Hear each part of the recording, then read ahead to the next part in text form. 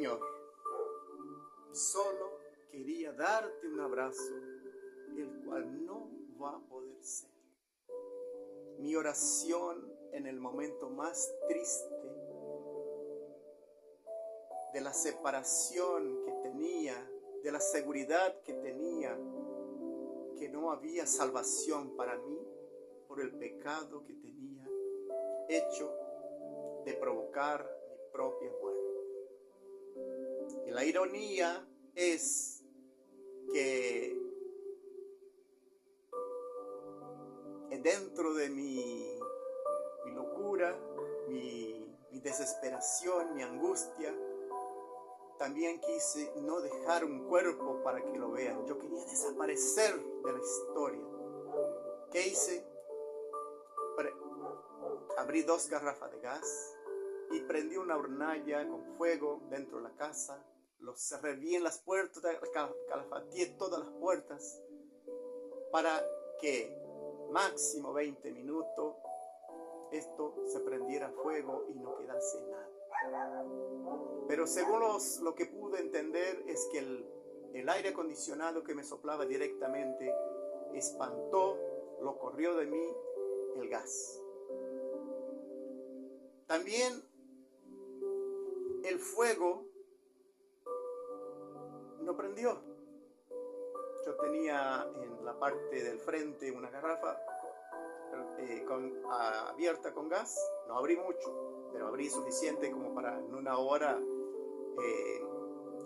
perder. También abrí de la cocina una y prendí la hornalla. Por cuestiones que no se entiende, por el aire acondicionado supuestamente el gas no llegaba a mí.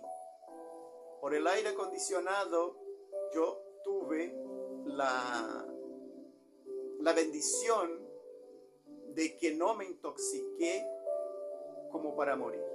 Científicamente, 1 hora aspirando gas, no hay cómo seguir viviendo. Pero algo más interesante fue las pastillas. Era un cóctel de todo tipo de pastillas que yo tomé. Era una cantidad importante, más o menos así en un vaso. Yo me acuerdo tan bien. Había pastillas azules, amarillas, rosadas, de todo lo que sería calmante, había de todo un poco. Lo llené casi ese vaso, le puse un poco de agua y lo tomé. ¡Wow! Amarguísimo, amarguísimo. Tomé, se quedó pegado en el vaso, le puse más agua, lo revolví un poco, quizás cayó un poco ahí en la pileta y le volví a tomar todo eso. Enseguida me sentí que me empezó a quedar pesado los ojos y me fui para la pieza y ahí fue a donde hice esta oración y apagué. Me contaron cómo fue algunos relatos que aconteció. Me dijeron que mi esposa llegó algo de las 1:30 más o menos, las 13:30 del trabajo, y recién se hubo el movimiento para hacer el rescate. Bien, hasta ahí todo bien. Me llevaron al hospital, me dice que por el camino vomité mucho dentro del auto, pero creo que el lunes recuperé la conciencia, vi que todo el mundo estaba a la vuelta, me dio un ataque de llanto, el llanto que tenía parado cuando me dormí, seguía y reclamaba, me sentía tan inútil que ni para morir tenía la capacidad. Fue algo interesante. La cuestión que me llevaron a Posada el día lunes en la ambulancia, me acuerdo cuando salimos y después de un momento u otro estamos entrando en el hospital ahí en Posada, en el centro de drogadicción al lado del Carrillo, y ahí tuve un día, 2 o algo así, un día, y después me trasladaron hacia el Carrillo. Dormí mucho, pero el tercer día recuperé mi memoria y empecé a recordar cosas muy interesantes. Pero me sentía diferente. Me sentía que había algo que había completado dentro de mi corazón. Sentía una paz que antes no tenía. Yo digo, pero ¿cómo? En el medio de todo el caos, lo que he provocado, el peligro que he provocado para las personas, ¿cómo puede ser eso? Sin explicación, en el tercer día empecé a quedarme lúcido. En el cuarto día empecé a caminar. En el quinto día empecé a trotar cuesta abajo una vez. Y ahí fui sumando. El día 10, cuando me largaron, que me mandaron a casa de ahí del Carrillo, porque me pasaron al Carrillo en Posadas. Entonces, yo esa mañana ya había corrido ida y vuelta cuesta arriba, dando todo el circuito por atrás, un circuito bastante importante. Había hecho 7 vueltas. Yo no podía creer, no puede ser, ese no soy yo. Nunca me gustó correr. Si no fuera en auto, bueno. Pero correr a pata, no, ni corrido. La cuestión que quedó. Bueno, pasó todo eso. Hubo una serie de acontecimientos, iba a quedar en la casa de mi hijo, después pedí para una hermana que me albergara a su casa, dijo que no, tenía sus razones, la entiendo. Y aconteció que Dios me tenía reservado el lugar en el cual hoy estoy grabando aquí. Un lugar muy especial, un lugar con gentes especiales que Dios ha puesto en mi camino con un propósito.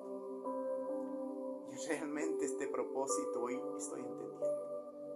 Pero ¿por qué leí el texto en donde nosotros leemos en 2 Timoteo 3, a partir del versículo 1 hasta el 5? Es que la pregunta era, ¿qué pasó? ¿Cuál fue la raíz de que yo llegué a este cuadro?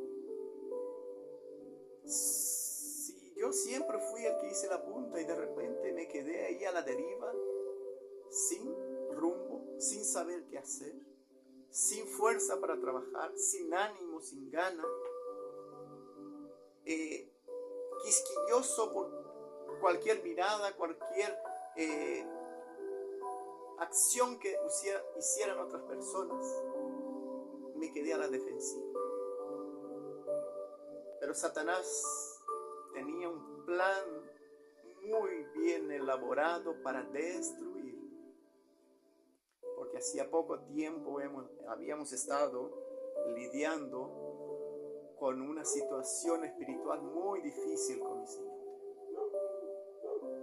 Y hoy veo que ese mismo espíritu fue el que quería arrastrarme a la muerte. Y entendí que realmente era más espiritual todo el proceso que estaba pasando. Pero después empecé a estudiar, a analizar las cosas de la raíz mismo, de cómo aconteció todo eso. Encontré la palabra narcisista. ¿Qué es un narcisista? Bien, un narcisista, hay muchísimas informaciones en las redes sociales, he estudiado muchísimo en varios idiomas para poder entender de lo que se trataba. Digo, pero no puede ser. Tantas víctimas engañadas por una sola persona. No puede ser, son personas inteligentes, son personas capacitadas. Van a ser engañadas por una sola persona con el síndrome de narcisismo. Bien, al estudiar y dar vuelta y analizarlo y verlo, entendí que Satanás estaba obrando desde muchos meses atrás, a donde empezó sistemáticamente poniendo pequeñas semillitas, la cual fueron creciendo. Y llegó un momento que se fueron haciendo cada vez más fuerte las ironías, las palabras como diciendo, tirando un verde, esas ironías que te lastima y uno sabe por qué. El narcisista tiene la capacidad de hacer que personas que no tienen nada una contra la otra se queden con odio una de las otras, con mentiras, con falsedades, con lo que dice la palabra de Dios. Personas, una de las cosas que realmente impacta es cuando la palabra de Dios dice que tendrán apariencia de piedad, pero negarán la eficiencia de ella. Apariencia de piedad. Son personas que vos lo mirás y wow, son extraordinarias. Están en la iglesia, predican, cantan, dan testimonio. Pero sus actos, y hay solamente un remedio para ese tipo de personas. Dice, el versículo 5, y tendrán apariencia de piedad, pero negarán la eficiencia de ella. A esos evítalos. El único remedio que tenemos para poder librarnos de las artimañas del enemigo es tomar distancia de esas personas. Pero también estuve estudiando que son personas muy sufridas. Tienen tanto sufrimiento en su vida, tanta bajo estima, tantos miedos, que lo único que le mantiene vivo, que le mantienen con esa adrenalina, es tratar de que las personas sufran como ellos están sufriendo. Tratar que las personas fracasen como ellos son fracasados. Pero hacen tanto daño poniendo unos contra otros, inventando mentiras, distorsionando la verdad y embarrando de una manera que llega un momento que vos crees que no sos auténtico, que tu realidad no es lo que vos pensás que sos y dudás de ti mismo. Así que se termina mi tiempo, que Dios los bendiga y que podamos seguir hablando sobre ese tema que es muy triste.